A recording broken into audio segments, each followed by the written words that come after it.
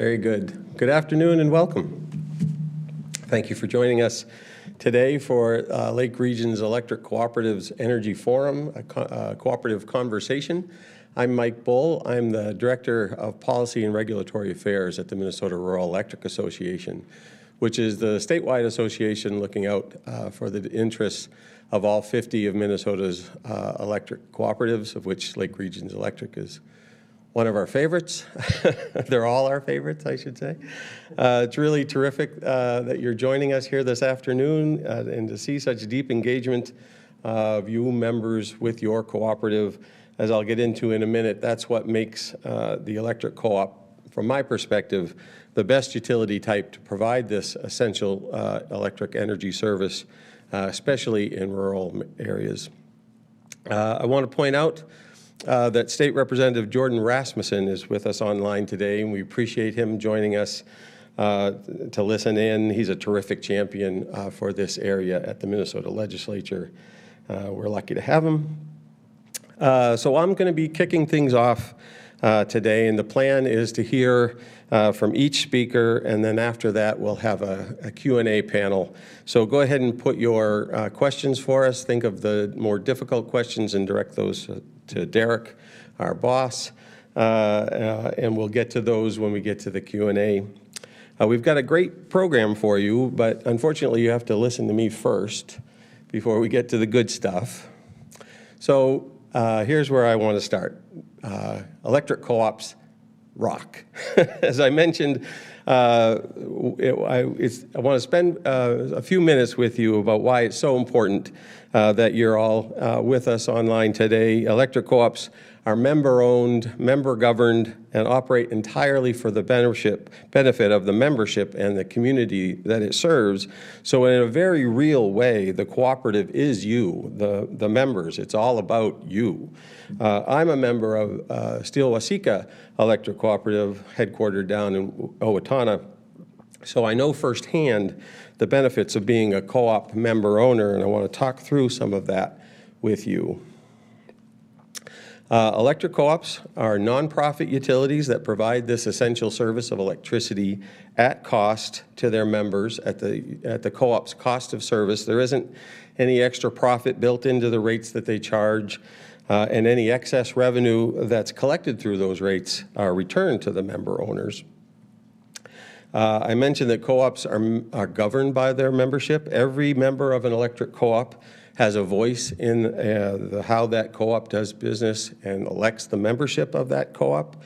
The members of the cooperative elect the co-op's board of directors, which then, from amongst the membership, so the board of directors are selected from the membership, and then that board of directors helps hire the co-op general manager and oversee the operation of the co-op on behalf of the co-op's member owners.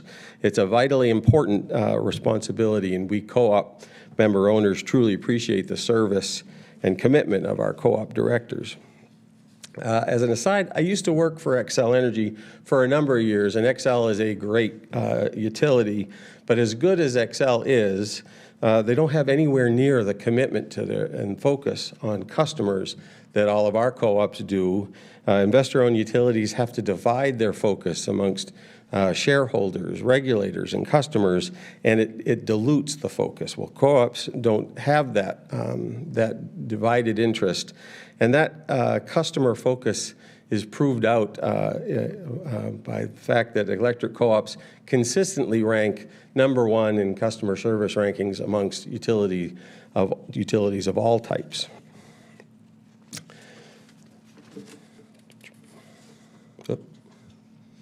There we go. I want to talk a little bit about the formation of electric co-ops, how we got started, because I think it's a living history still for our co-ops. It's important to who we are and what we do.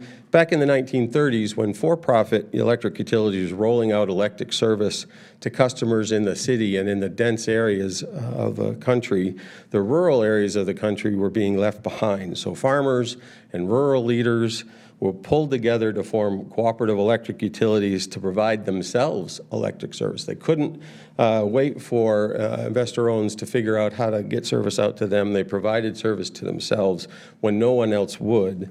And that spirit of self-reliance lives on in your co-ops today.